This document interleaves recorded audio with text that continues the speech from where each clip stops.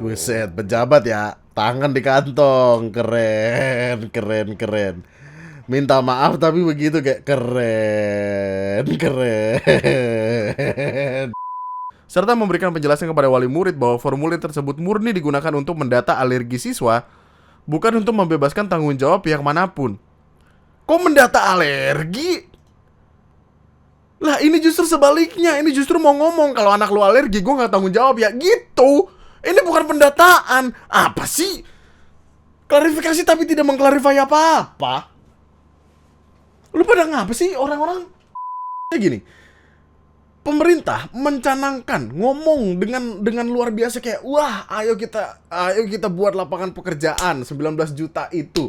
Tapi cara-caranya mereka seolah-olah ngusir yang ngasih kerjaan. Lu liatin, ada foto Rizky Ridho sama cewek, tangannya kenapa di sini? Bayangkan orang awam mendapatkan foto ini, image seperti apa yang akan dicap kepada Rizky Ridho nantinya. Ini juga Bambang apaan sih foto begini dieditin? Cah.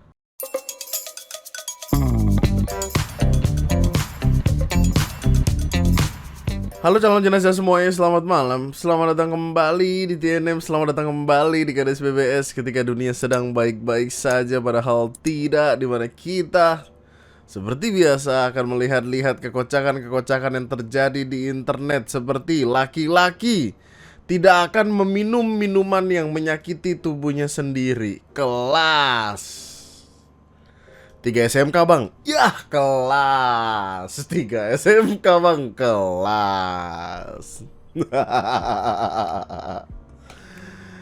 Ngomongin perkara sekolah kuliah segala macam ya. Kemarin kan ada usulan yang ditolak nih sama MK kalau gua nggak salah. Usulan yang ditolak adalah presiden itu harus S1. Ditolak sama MK dengan alasan itu namanya mempersulit rakyat lah untuk mengabdi kepada negara gitu-gitu kan. Terus gue lihat DPR postingan dari Kompas, latar belakang pendidikan anggota DPR RI periode 2024-2029. Ada 63 orang yang lulusan SMA, 3 orang D3, 155 orang yang S1, 119 orang yang S2, 29 orang yang S3, dan ada 211 orang, which is 36,38% tidak mencantumkan pendidikannya. Gue gak tahu kenapa mereka tidak mencantumkan itu. Tapi kemudian ini menimbulkan concern dari masyarakat. Maksudnya untuk menjadi guru aja di beberapa tempat ada minimalnya, minimal S1. Untuk menjadi seorang karyawan, kalau misalkan gaji lu mau lebih tinggi, ya lu minimal banget harus S1. Kalau nggak lu kuliah sambil kerja untuk mendapatkan gaji yang lebih tinggi dari itu. Ini Jangan anggap gue salah. Maksudnya gue yang tidak semerta-merta mau bilang kayak orang S1 pasti pintar, S2 pasti pintar. Enggak juga. Bukan berarti lu S1, S2, S3 lu langsung pintar dan lu langsung cocok ngurusin negara. Bukan begitu maksudnya. Tapi at least ada dasar pendidikan yang mereka terima. Karena ini kita lagi bicara, ini mereka mau ngurusin rakyat. Ada 280 juta orang yang mereka urus, mereka lihat. Bukankah seharusnya mereka dipilih dari yang terbaik di antara yang terbaik, yang paling baik? Dan itu seolah-olah mau ngasih tahu kita kalau kita juga bisa jadi DPR, guys.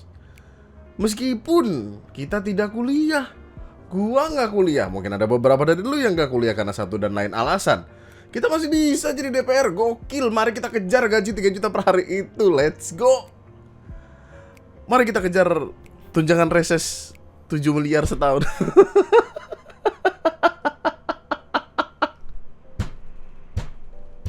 Sebenarnya ya, gue lebih respect sama 63 orang SMA yang mau mencantumkan pendidikan terakhirnya instead of 211 ini. Kenapa mereka tidak mencantumkan itu? Kenapa? Apa yang mereka pikirkan gitu? Kan bosnya rakyat. Wajar dong kalau bos pengen ngelihat CV-nya karyawan, maksudnya.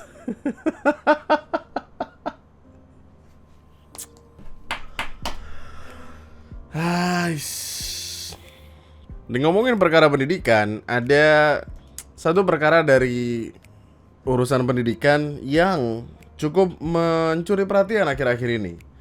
Tentang seorang kepala sekolah yang mendadak dicopot dari jabatannya, di mana pencopotan itu diduga adalah karena kepala sekolah ini menegur seorang siswa yang membawa mobil ke sekolah, di mana siswa atau siswi tersebut adalah anak dari pejabat. Let's go, 2025 kita masih menemukan kasus kayak gini.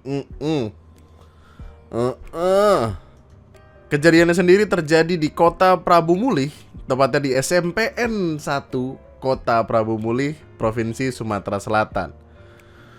Ini adalah video ketika perpisahan antara bapak kepala sekolahnya dengan murid-muridnya. Kenapa seperti ini? Karena ada sebuah video yang beredar di mana di video itu tuh kelihatan kalau bapaknya setiap pagi nungguin murid-muridnya datang, nungguin depan gerbang, dan sangat humble sekali, sangat bersahabat dengan murid-muridnya.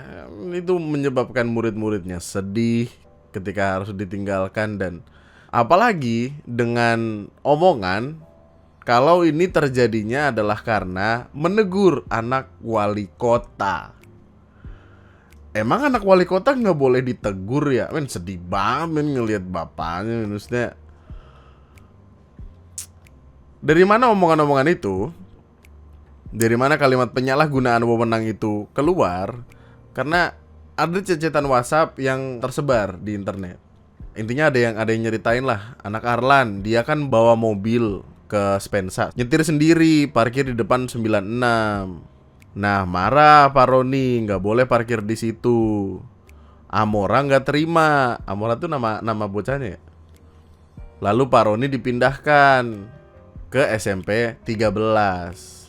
Terus di bawah tuh ada kayak assalamualaikum bapak ibu, saya bla bla bla bla bla. Ini kekat nih. Pokoknya ada kalimat yang kepotong. Ini kayaknya dari bapaknya deh.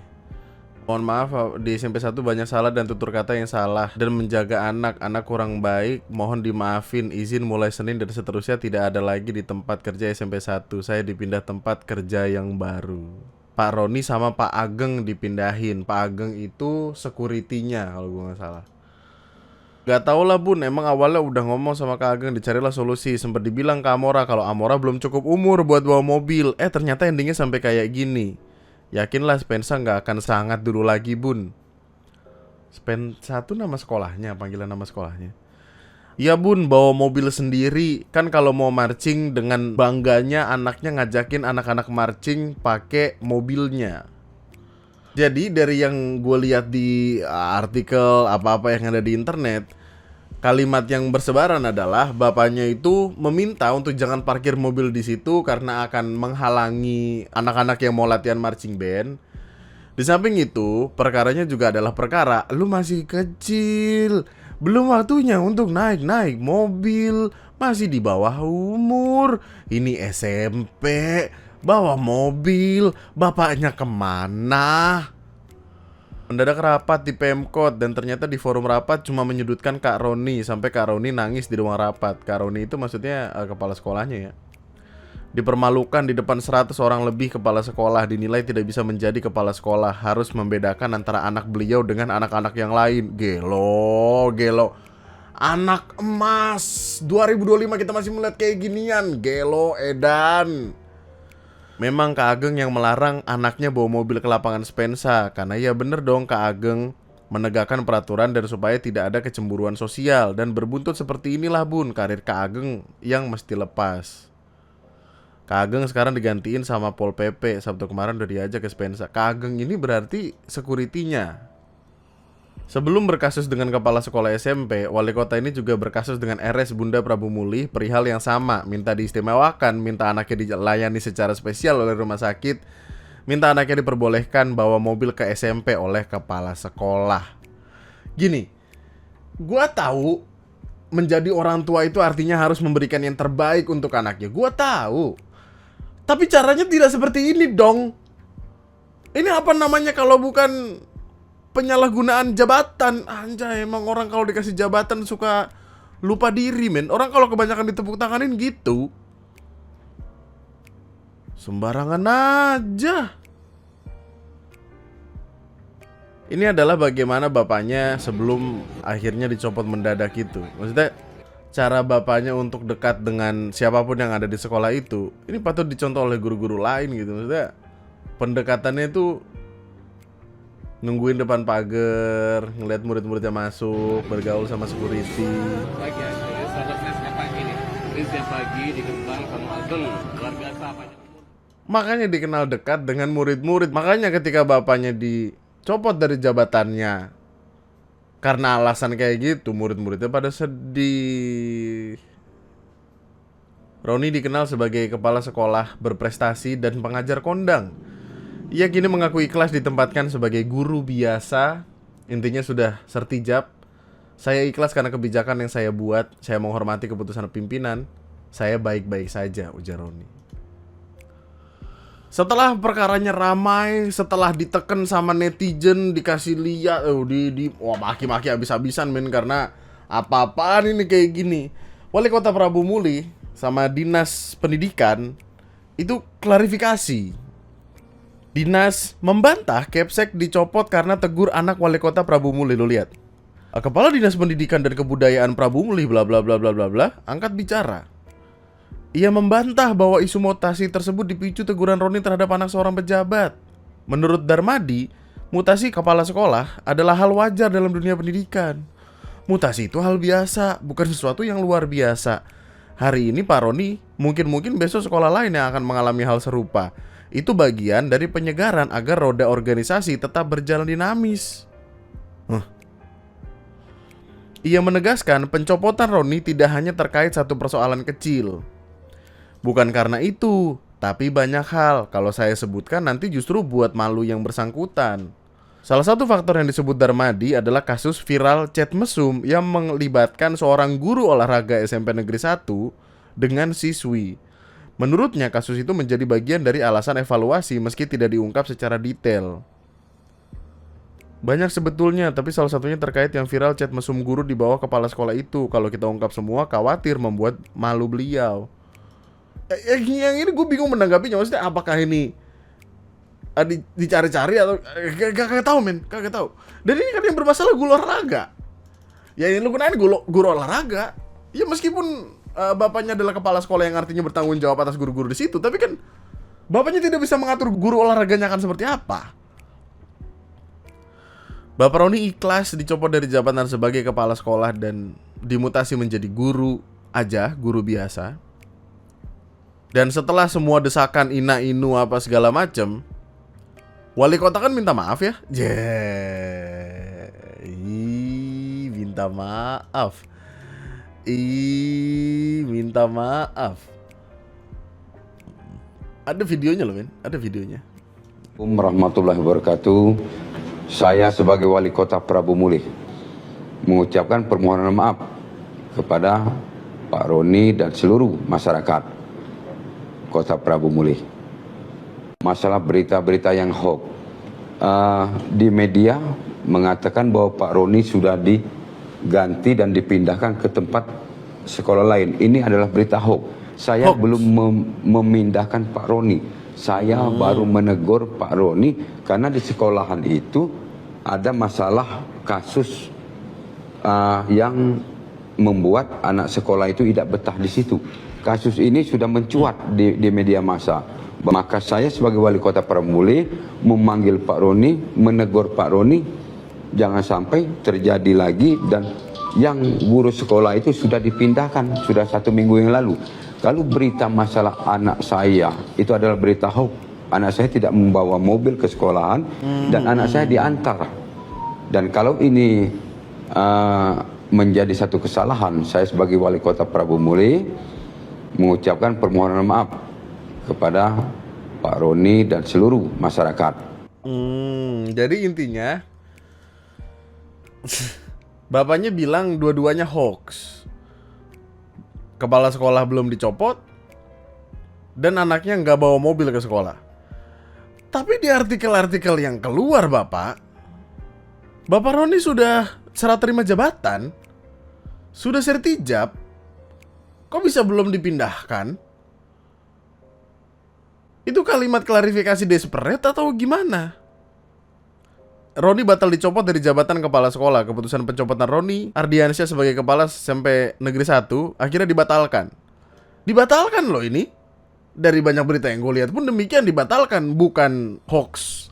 Wah, itu berita hoax, saya belum memindahkan. Lah gimana sih? Kalau dibatalkan kan artinya sudah ada sesuatu yang dilakukan. Ada aja pejabat. Kabar mengejutkan itu disampaikan langsung oleh ajudan Presiden Prabowo Subianto. Gokil. Presiden langsung turun tangan. Gokil. Tidak hanya itu, seorang satpam sekolah yang sebelumnya juga dikabarkan diberhentikan turut dipulihkan posisinya. Akan kembali bertugas dua-duanya. Masalahnya nih antara satu dan yang lain. Aneh klarifikasinya. Dinas pendidikannya bilang kayak mutasi itu hal biasa. Ini bukan karena yang gimana-gimana. Ini adalah bagian dari penyegaran agar roda organisasi tetap berjalan dinamis. Tapi ada kalimat lain yang bilang bapaknya udah ditegur. Ditegur atas apa? Fullnya gimana? Ini penjelasannya gimana? Mereka tuh berusaha menyelamatkan diri masing-masing aja, men. Pada pengen cuci tangannya masing-masing aja. Aran juga membantah pemberitaan yang menyebutkan anaknya membawa mobil sendiri ke sekolah. Menurutnya, sang anak selalu diantar, bukan mengemudi. Ia menambahkan bahwa teguran terhadap Roni muncul bukan karena urusan pribadi, melainkan terkait sejumlah persoalan internal sekolah yang membuat sebagian siswa merasa tidak nyaman. Sebagian siswanya yang mana? Dan karena apa tidak nyaman? Kita bisa kelihatan bapaknya dekat sekali dengan murid. Apa yang membuat anaknya tidak nyaman? Kesedihan-kesedihan ketika ditinggalkan ini bukankah membuktikan kalau bapaknya dekat dengan murid-muridnya? Pejabat gokil banget kelakuan. Gokil, keren, pejabat memang keren. Yang satu bilang A, yang satu bilang B, pada pengen nyelamatin dirinya aja. Orang pun kemudian jadi mempertanyakan, maksudnya ini pejabat keahliannya emang salah satu basic skill adalah ngeles apa gimana sih? Ini cecetan ini berarti bohong ya? Kalau misalkan bapaknya bilang demikian, berarti cecetan ini bohong. Dia kan bawa mobil ke Spensa, nyetir dewek, parkir di depan 96. Iya bun, bawa mobil sendiri kan. Kalau mau marching, maksudnya marching band, dengan bangganya anaknya ngajakin anak-anak marching pakai mobilnya. Bohong, itu cecetan ini bohong berarti. Oke baik. Iya. Kata gue gila banget hormat. Dan update-nya, bapaknya sudah kembali ke sekolah dan disambut baik oleh murid-muridnya. Maksudnya bisa kita lihat murid-muridnya sangat happy sekali. Dan gimana ya, kalimat wali kotanya jadi sulit sekali untuk diterima. Maksudnya atas dasar apa kepala sekolahnya dikasih teguran?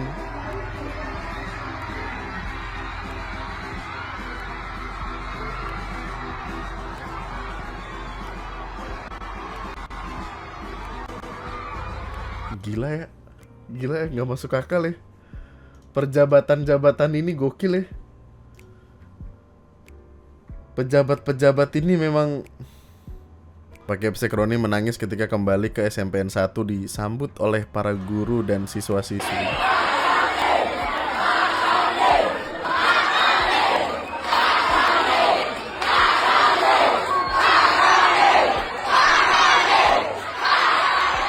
Artinya kan bapaknya orang baik gitu loh. Oh ini bapak security-nya juga. Bapak security-nya juga kembali. Let's go.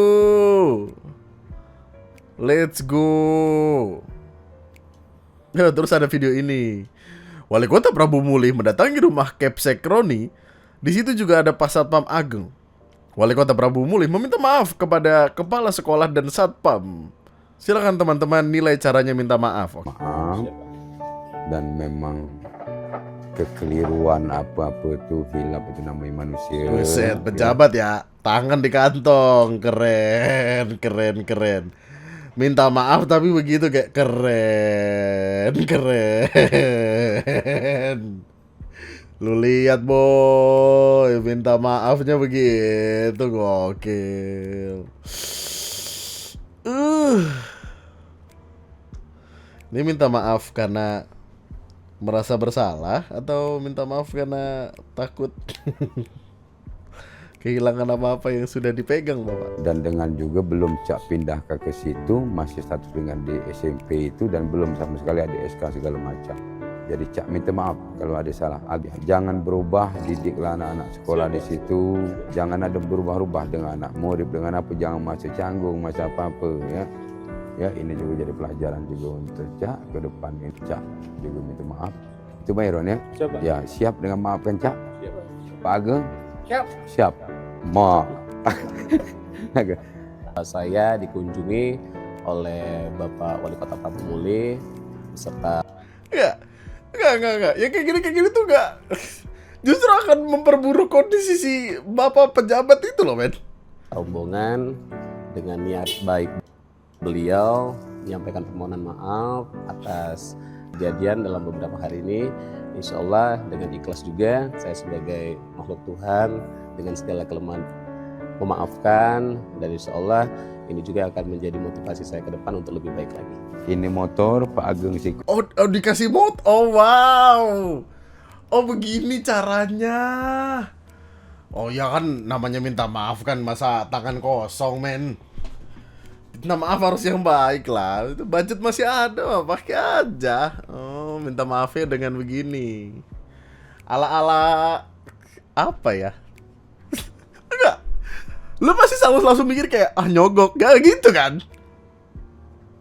Kok ini sih kok. Dibeliin motor, Nanti Cak terima kasih, gokil. harus balik lagi ke wajib. Iya. Terima kasih iya. Pak Roni balik. Iya. Baik. Sekarang berpeluk-pelukan, gue nggak tahu yang terjadi sebelumnya apa. Tapi sekarang berpeluk-pelukan, let's go. Oke. Udah ya, berarti perkaranya udah selesai kan? Oh, udah selesai. Aman. Sekarang gue pengen tahu apa yang terjadi sama anaknya yang menyebabkan semua keributan ini. Oh, kan yang membuat keributan kan anaknya. Membawa mobil ke sekolah. Oh, dugaannya. Diduga. Harus dibaik-baikin begitu. Di internet. Malah dikulitin, men, bapaknya, men. Wali kotanya ya, langsung dikulitin habis-habisan.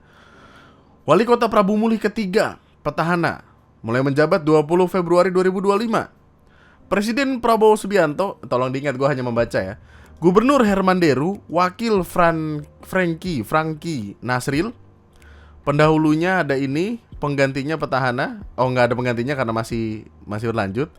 Lahirnya 30 Maret 1975. Partai politik Gerindra. Suami atau istri 5. Satu meninggal dunia, berarti 4. Anaknya kita sensor, alma maternya ya begitulah. Selamat malam kawan-kawan, selamat datang kembali. Dihujat, Wali Kota Prabu Muli minta maaf dan beri sepeda listrik. Gokil. Pengadilan saat ini di negeri Konoha adalah netizen, anjay. Kalimat-kalimat yang keluar jadinya gini. Dia minta maaf bukan menyesali perbuatannya, tapi takut kehilangan jabatannya. Oh.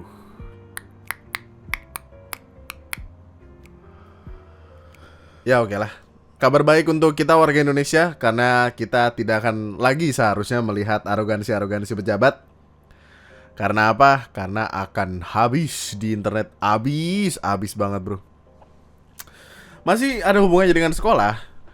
Ada beredar surat pernyataan MBG, yang mana surat pernyataan ini sungguh sangat dipertanyakan, soalnya tidak make sense. Jadi ada surat pernyataan menerima atau menolak program makan bergizi gratis. Ini harus diisi dan ditandatangani oleh orang tua murid, di mana klausulnya sangat aneh. Ini semacam MOU gitu. MOU-nya dibuat terlihat sekali seperti ingin cuci tangan ya. Seperti ingin lempar tanggung jawab. Dan tidak ingin bertanggung jawab. Gini. Kita bacakan. Dengan ini menyatakan bahwa saya menyetujui dan bersedia atau tidak bersedia anak saya mengikuti program makan bergizi gratis yang diselenggarakan oleh Pemda MBG Kecamatan Brebes yang berada di wilayah Pasar Batang yang telah disosialisasikan di MTS Negeri 2 Brebes. Saya memahami bahwa makanan yang telah disiapkan sesuai standar kebersihan dan kesehatan yang berlaku. Saya juga menyadari serta bersedia menanggung resiko yang mungkin timbul di kemudian hari, antara lain: 1. Terjadinya gangguan pencernaan, misalnya sakit perut, diare, mual, yang mana ini adalah keracunan artinya. 2. Reaksi alergi terhadap bahan makanan tertentu yang mungkin tidak teridentifikasi sebelumnya. 3. Kontaminasi ringan terhadap makanan akibat faktor lingkungan atau distribusi. 4. Ketidakcocokan makanan dengan kondisi kesehatan pribadi anak. 5. Keracunan makanan yang disebabkan oleh faktor di luar kendali pihak sekolah atau panitia, misalnya proses pengiriman atau kelalaian pihak ketiga. 6. Bersedia membayar ganti rugi sebesar 80.000 jika tempat makan rusak atau hilang.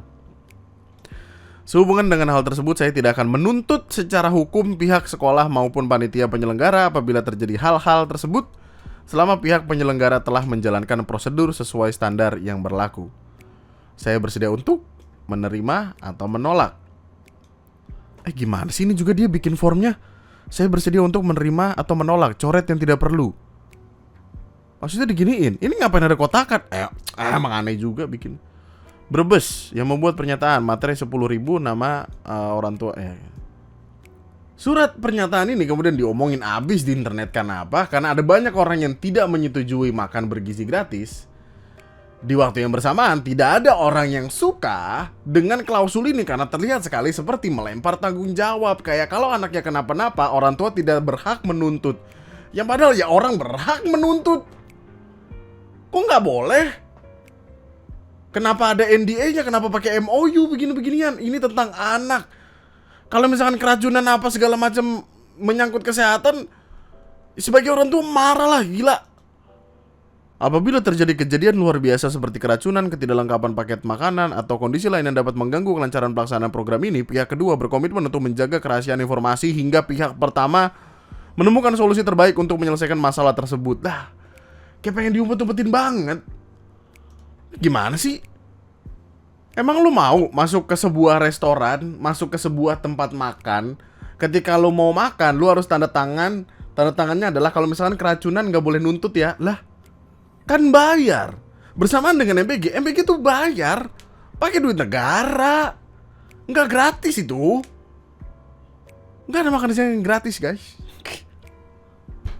Lu mau ngasih makan anak orang apa mau operasi bedah anak orang, suratnya kayak gini? Makanya lu bayangin MBG ada bekicot. Fuck. Stres banget. Kemarin ada jangkriknya, bro. Dikata orang sekolahan betet. Nggak boleh nuntut. Ini mah pembungkaman namanya. Akhirnya keluar klarifikasi. Klarifikasinya adalah Koordinator Wilayah BGN Brebes menegaskan bahwa BGN tidak pernah melepas tanggung jawab apabila terjadi kejadian luar biasa atau insiden keamanan pangan. Informasi yang beredar seolah-olah BGN lepas tangan adalah tidak benar. Lah, klausulnya begitu. Kok tidak benar? Hubungan dengan hal itu, saya tidak akan menuntut secara hukum pihak sekolah manapun. Ada klausulnya, kok tidak benar? Dari kejadian ini, pihak Satuan Pelayanan Pemenuhan Gizi dan MTSN 2 Brebes melakukan mediasi. Hasilnya pihak sekolah menarik kembali angket yang sempat beredar serta memberikan penjelasan kepada wali murid bahwa formulir tersebut murni digunakan untuk mendata alergi siswa, bukan untuk membebaskan tanggung jawab pihak manapun. Kok mendata alergi? Lah, ini justru sebaliknya. Ini justru mau ngomong kalau anak lu alergi, gue gak tanggung jawab ya gitu. Ini bukan pendataan. Apa sih? Klarifikasi tapi tidak mengklarifikasi apa-apa. Lu pada ngapa sih orang-orang? Kalau semisal ini adalah pendataan alergi, harusnya formnya kayak gini. Formnya adalah anak bapak alergi apa ya? Tulis udang, kacang. Wah, buset. Ini dari mana sih? Kementerian Agama Republik Indonesia, Kantor Kementerian Agama Kabupaten Brebes, Madrasah Sanawiyah Negeri 2 Brebes. Ini tuh dari sekolah apa dari mana sih? Ini mau ngapain sih kita? Sementara itu, Kepala MTSN 2 Brebes mengatakan bahwa angket tersebut bertujuan untuk memastikan kesiapan siswa dalam pelaksanaan MBG di sekolah, termasuk mendata kondisi dan kesehatan maupun potensi alergi. Adapun surat pernyataan yang beredar dimaksudkan untuk mengetahui kesiapan siswa-siswi dalam menerima program MBG, mengingat kondisi kesehatan siswa-siswi serta adanya alergi atau ketidakcocokan dalam hal makanan dari program tersebut. Apa sih semua diplomatis banget dah? Jawab aja, ini maksudnya apa? Udah. Kalau mendata alergi nggak gini. Lu pernah lihat di Jepang gak? Aduh, coba banget bandingin di Jepang. Tapi di Jepang intinya lu dikasih surat, dikasih tahu ini yang alergi apa aja, biar nanti anaknya tidak diberikan makanan-makanan yang kayak gini. Allahumma barik lana fima razaqtana wa qina azabannar. Selamat makan kawan-kawan. Ya gelap. Aslap dari SPPG terkait kemudian menyodorkan sebuah contoh surat edaran untuk orang tua murid jika hendak menerima atau menolak MBG. Aslap SPPG kemudian menyarankan pihak sekolah menerbitkan surat semacam itu. MTS Negeri 2 Brebes menerima usulan itu. MTS Negeri 2 Brebes menerbitkan surat edaran yang akhirnya viral. Ketika ditanya mengapa MTS Negeri 2 Brebes menerima usulan Aslap SPPG untuk menerima penerbitan surat pernyataan tersebut, Wahid Abrani menduga pihak sekolah hanya mengambil langkah antisipatif. Gimana sih?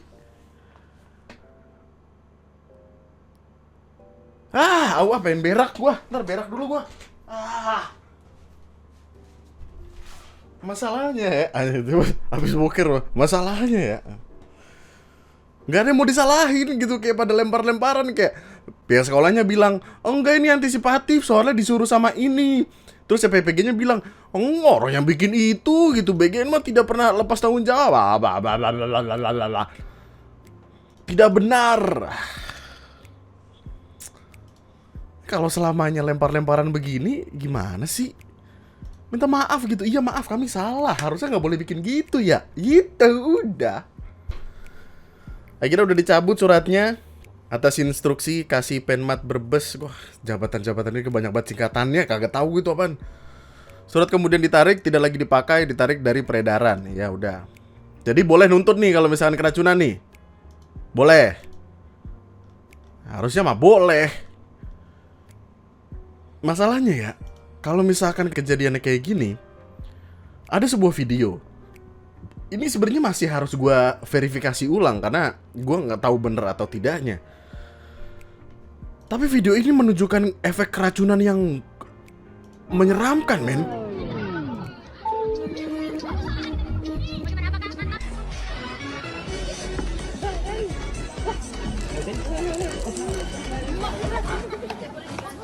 Begini, gimana?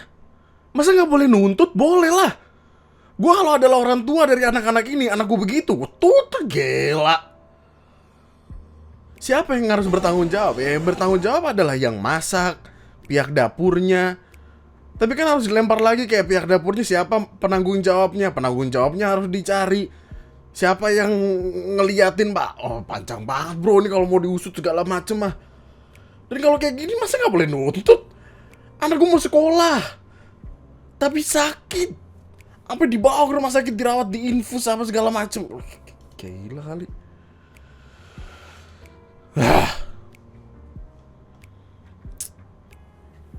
Oke, lanjut yang lainnya. Semoga adik-adik ini cepat sembuh ya. Sebanyak 157 siswa SD, SMP, SMA, dan SMK di Salakan, Kabupaten Banggai, Kepulauan, Provinsi Sulawesi Tengah dilarikan ke rumah sakit karena keracunan mengkonsumsi makan bergizi gratis. BI-nya bergizi apa? Anyway, kita mau ngomongin ini gara-gara menteri lu tuh.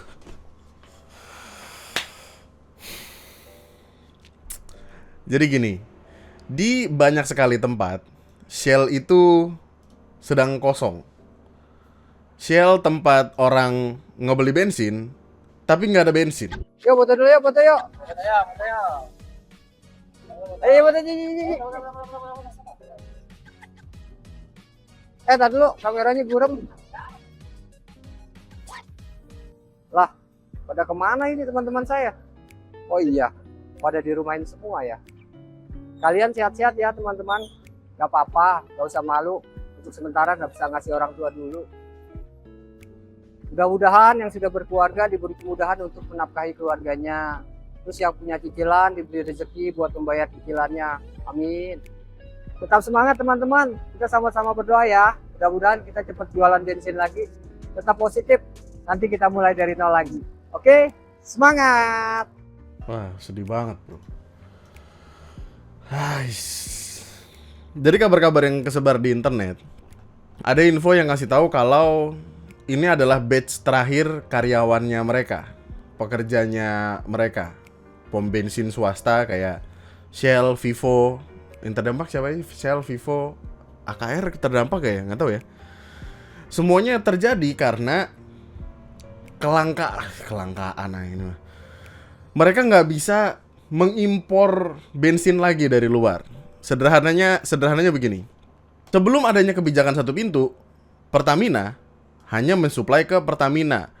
Yang swasta, Shell, BP, Vivo ini impor langsung sendiri, makanya harganya bisa beda, makanya kualitasnya bisa beda. Oke. Dengan syarat sudah mengantongi izin persyaratan teknis dan regulasi dari Kementerian ESDM plus Bea Cukai. Oke. Setelah kebijakan satu pintu dibuat oleh Menteri ESDM kita, Bapak Bahlil Lahadalia, kebijakannya jadi satu pintu. Jadi semuanya diimport oleh Pertamina, Shell, BP, Vivo itu harus ngambil dari Pertamina. Yang mana berarti harusnya ya, ini kan pihak kedua nggak sih? Nggak, kalau di atas nih, import itu kan pihak pertama nih, pihak supplier langsung dikirim ke Shell, BP, Vivo. Importnya kalau misalkan ke Pertamina ya pihak pertama ke pihak pertama karena sama-sama Pertamina kan. Jadi harusnya harganya nggak beda. Kalau ini kan pihak pertama nih. Ini pihak kedua, yang artinya pihak kedua ini ada biaya impornya dong. Yang artinya Shell ngambil ke Pertamina itu harganya adalah harga pihak kedua, bukan harga importir. Yang mana ini mengambil keuntungan dari Shell, BP dan lain sebagainya. Tapi secara kualitas juga kita pertanyakan. Karena apa? Karena kita pernah menemukan kasus Pertamax kita adalah Pertalite yang gak ngantri. Udah. Kualitasnya gimana nih nantinya? Dan kenapa jadi langka? Karena kan import ini kan cuma bisa berapa kali gitu dalam setahun gitu. Terus kalau ke Pertamina ini pusing banget, men. Dan karena itu jadi banyak yang dirumahkan. Stok BBM masih ada sampai kapan, Mas? Sampai akhir bulan ini aja, Pak, September. Terima kasih Shell sudah memberikan pasokan BBM hingga tetes terakhir. Semoga cepat kembali untuk memberikan lapangan kerja dan BBM berkualitas di Indonesia. Dan ini kemarin sempat gue obrolin sama Bapak dosen tentang perkara perekonomian. Maksudnya gini, pemerintah mencanangkan, ngomong dengan luar biasa kayak, wah, ayo kita buat lapangan pekerjaan 19 juta itu. Tapi cara-caranya mereka seolah-olah ngusir yang ngasih kerjaan. Harapannya mereka adalah lapangan pekerjaan yang banyak. Tapi perusahaan-perusahaan yang memberikan pekerjaan kayak diusir pelan-pelan. Kayak dibikin gak nyaman. Ntar mereka cabut kagak ada pekerjaan, ini apa yang diharapin gitu. Lah gimana sih? Kepala Badan Pengendalian Pembangunan dan Investasi Khusus mengatakan monopoli tidak terjadi meski stasiun pengisian bahan bakar umum swasta nantinya bakal membeli stok bahan bakar minyak dari Pertamina. Oh, itu bukan monopoli ya? Oh, baru tahu sih gua. Oh, bukan monopoli katanya. Terus apa sebutannya? Lu dagang. Dagangan lu biasanya ngambil dari si A, lu lawan si B. Tapi ada aturan di mana lu nggak bisa ngebeli barang di A, hanya bisa ke B. B ngambilnya dari A. Jadi kan si B bisa ngatur nih kayak, ah bro lu nggak bisa beli bro soalnya kosong stoknya. Padahal ada. Oh bro, lu cuma boleh beli yang kualitas ini soalnya kualitas ini nggak ada. Lah ya cara-cara zaman bahla gini, bro. Lu bayangin sampai Shell harusnya jualan bensin, tiba-tiba jualan es kopi. Saking mentoknya ini. Oh ya Allah, sedih banget. Ya Allah. Jualan pastry. Pada akhirnya emang dia kan kayak ada semacam Alfamart atau Indomart atau apanya gitu kan di dalam Shell. Tapi maksudnya kan nggak aduh sedih banget ya. Lu tinggal di mana sih, men? Heboh Shell PHK karyawan imbas stok BBM kosong. Bahlil, kalau kurang beli ke Pertamina. Lah, ini mah bukan kurang, kosong. Bukannya kita ada badan pengawas persaingan usaha ya?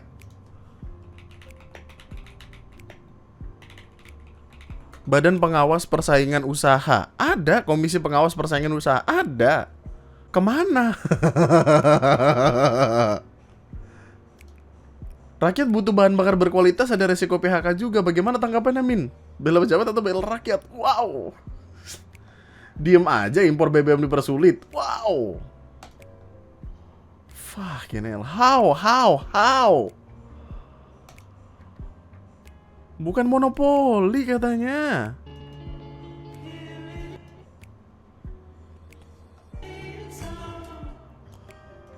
Ya ampun, kosong. Coba mungkin ada beberapa dari lu yang ngisi bensinnya di Shell atau di Vivo atau di AKR, yang swasta-swasta gitu. Gimana kondisinya, men, di sana? Masih ada stok BBM atau kosong atau gimana? Pengen tahu gua. Menteri lu no kelakuannya. Fucking hell. Recap kelakuan Bahlil 2025. Kelangkaan gas LPG 3 kilo, jogi S3 di UI, pemberian izin tambang Raja Ampat. Sekarang dilanjutin lagi BTW. Dan kelangkaan BBM swasta. Ya, begitulah kehidupan ya. Mau jadi apa masa inilah. Oke, kita akan bahas perkara yang emang dari kemarin pengen kita omongin ya, yaitu perkara AI-an. Jadi seperti yang lu tahu, AI sudah berkembang, perkembangannya pesat sekali, bahkan sekarang hampir flawless gitu. Tapi yang namanya AI adalah tergantung bagaimana kita makainya. Kayak dulu ada AI yang nyatuin foto kemudian bisa saling berpelukan, yang mana ini digunakan untuk beberapa orang yang sudah kehilangan orang yang tersayang untuk kembali melihat diri mereka dipeluk gitu. Karena kita semua butuh pelukan, men, dan itu menghangatkan gitu. Tapi AI ini dulu sempat menjadi perdebatan. Karena apa? Karena ada banyak yang gak suka, kayak kenapa ada cowok bikin video bareng artis idolanya terus pelukan kayak gini, ini pelecehan apa segala macam bla bla bla, dan panjang. Sampai akhirnya AI pelukan ini kemudian udahan dan silih berganti gitu dengan AI yang lain atau methodikal editing yang lain gitu. Pengen foto bareng idolanya, pengen terlihat dekat dengan idolanya untuk ya halu-haluan seru aja gitu. Sampai kemudian ada di tahap ini. Jadi ada beberapa orang yang kemudian bisa dikatakan sedikit banyaknya keluar dari koridor logika ya. Jadi ada sebuah AI. AI-nya itu namanya Polaroid AI. Polaroid AI itu intinya kayak lu masukin foto lu sama foto siapapun itu, kemudian akan terlihat seperti lagi di foto box gitu, men. Dan kelihatan real sekali, kelihatan nyata sekali. Banyak orang yang mencoba itu. Ada yang normal. Normal tuh maksudnya kayak sama orang-orang yang mereka kenal, sama keluarga, sama orang yang sudah meninggalkan mereka. Dan yang kayak gini masih bisa kita wajarkan karena kita tahu bagaimana sedihnya mereka, dan ini adalah sedikit cara untuk menenangkan hati mereka. Ya Allah, makasih AI, editnya sampai tangan bergetar meski cuma peluk hasil Google, tapi rasa rinduku sedikit terobati. Yang kayak gini. Sampai akhirnya ada di titik ini. Stop the Polaroid AI editing please. If you want a picture with your bias so bad, go edit it on your own using Canva or PixArt. I don't care, but stop using AI. Pertama, ada orang-orang yang gak suka sama AI-nya. In a way kayak dengan lu ngasih foto-foto detail muka lu, deskripsi wajah lu, dan segala macamnya, itu akan membuat AI jadi lebih superior lagi. data lu masuk ke mereka, termasuk data artis-artis atau siapapun itu yang lu bawa ke dalam AI tersebut. Dan itu di mata banyak orang menakutkan tentu saja. Karena kita lagi bicara data dan sistem dan robot dan AI, serem. Di sisi lain, ada fanpage artis K-pop apa kalau gue nggak salah yang intinya mau ngasih tahu orang buat berhenti objectifying artis-artis Koreanya mereka dengan ngebikin foto-foto kayak gini, karena ini tidak dilakukan dengan concern dari artis K-popnya itu sendiri. Ya meskipun itu fungsinya cuma lu sekedar halu atau gimana, tapi stop objectifying Cortis. Cortis itu kayaknya nama boy bandnya ya. Your AI fantasy ends here. Cortis member are not objects. Our members deserve respect, not misuse. Let's protect their image and keep our fandom positive and safe. We kindly remind all fans not to use AI or edit member photos in a sexualized or inappropriate manner. Cortis member are human being deserving respect, not objects. Karena apa? Karena ketakutannya semakin melebar kemana-mana, semakin akan menakutkan. Coba. Maksudnya nyipok-nyipok kayak gini. Dan mereka bahkan ditaruh di internet loh. Maksudnya kayak kenapa sih? Nah, makin hari makin ada aja kelakuannya orang-orang ini. Maksudnya. Dan bangga gitu. Nah, pre-wedding bah. Nah, yang ini sampai digendong-gendong kayak gini. Maksudnya kan ini mungkin salah satu ketakutan utamanya adalah takut ini tersebar dan seolah-olah itu nyata. Ambil contoh ini men, Rizky Ridho. Ini kasihan banget orang. Teman-teman minta tolong lebih sopan lagi ya, tidak perlu edit kayak gini. Lu liatin, ada foto Rizky Ridho sama cewek, tangannya kenapa di sini? Bayangkan orang awam mendapatkan foto ini. Image seperti apa yang akan dicap kepada Rizky Ridho nantinya? Orang pasti akan, Rizky Ridho bulu banget masa begini. Dan itu akan bikin jelek nama siapapun artis atau orang terkenal yang jadi korban. Ini juga Bambang, apaan sih foto begini dieditin? Dah. Kelewatan men ini. Sangat amat kelewatan, gila. Orang-orang terkenal ini kemudian marah-marah menyampaikan kekesalannya di Instagram Story kayak, teman-teman, bisakah kita berhenti membuat editan seperti aku mencium gadis lain? Satu-satunya yang aku inginkan adalah Jen. Oh iya. Iya maksudnya gitu, kayak gitu. Ini Justin Hapner. I would like to kindly ask people to stop making AI photos of me without my consent, as this can lead to problems or misunderstandings in the future. And another one, the message stay the same. If I keep seeing this on Instagram, I will start blocking people because I cannot accept this.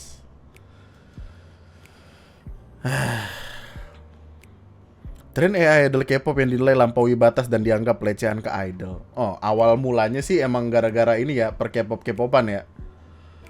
Tapi kemudian AI-nya melebar kemana-mana. Mengenai tren foto Polaroid pakai Gemini AI di kalangan K-popers, kita kan udah gede ya, jadi udah tahu mana yang baik dan benar. Kalau kalian ngerti pasti udah tahu kalau sebenarnya di semua fandom melarang keras penggunaan AI. Bahkan idol dan agensi pun melarang keras, guys. Reminder, siapa tahu emang ada yang belum tahu. Sangat amat tidak wajar, anjay. Teknologi ternyata dibawa ke titik-titik aneh semacam ini. Baskara marah. Edit foto gua pakai AI sama dengan blog. Terima kasih. Wah. Sederhana, simple, kena. Mungkin solusinya adalah kalau lu mau pakai kayak gituan, ya terserah lu. Dengan semua resiko yang ada ya terserah lu, tapi udah jangan di publicly di post saya, udah. Mungkin lu taruh di HP atau lu taruh di lu foto-foto terus lu pajang gitu. Enggak tahu ya, gue juga bingung ini gimana solusinya, tapi kayak menurut Undang-Undang Hak Cipta, wah panjang nih. Penggunaan potret seseorang untuk kepentingan komersial atau publik tanpa izin bisa dikenakan denda hingga 500 juta. Dan ini adalah pelanggaran privacy. Tujuan mereka kan intinya ya itu kan. Biar kayak flexing untuk mungkin membodoh-bodohi teman, mungkin untuk halu aja, mungkin untuk flexing pernah foto sama idolanya, atau kepuasan diri mereka masing-masing pengen tahu kayak apa. Tapi kan kayak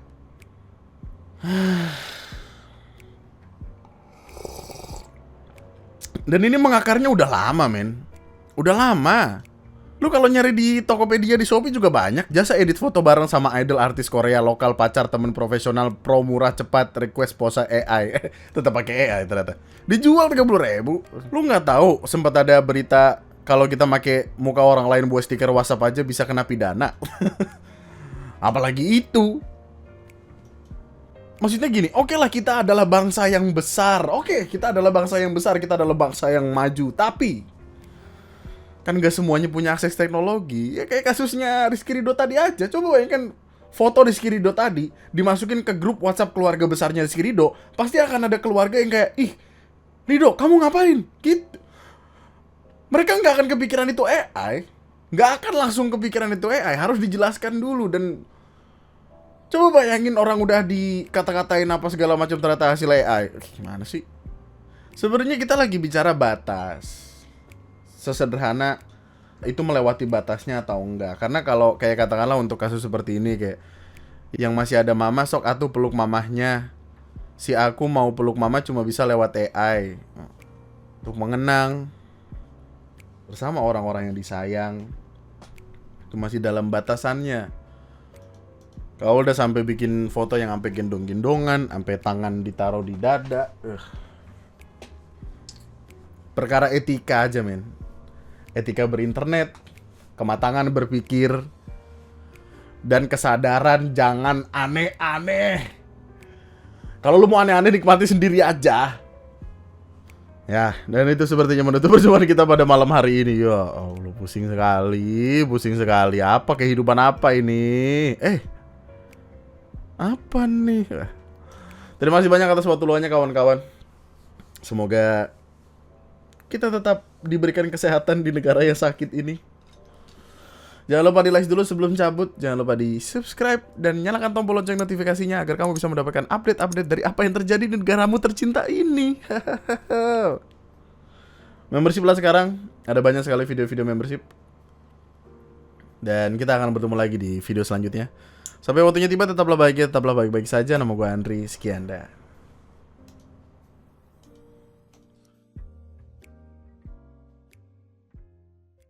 Ini kasihan banget dah.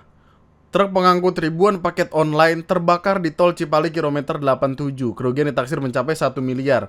Untuk kawan-kawan yang paketnya kayak belum sampai-sampai ya.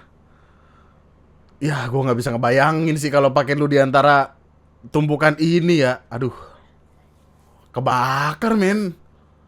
Kerugian sampai 1 miliar. Ya Allah. Ini kalau kayak gini solusinya apa ya? Refund sih, apalagi? Masih cuma diganti rugi 10 kali ongkir. Tapi ini force major sih. Ya Allah, kasihan banget. Lagi nungguin ya kan, lagi nungguin di trackingnya. Maaf, paket Anda terbakar di tol. Ya Allah, kasihan banget.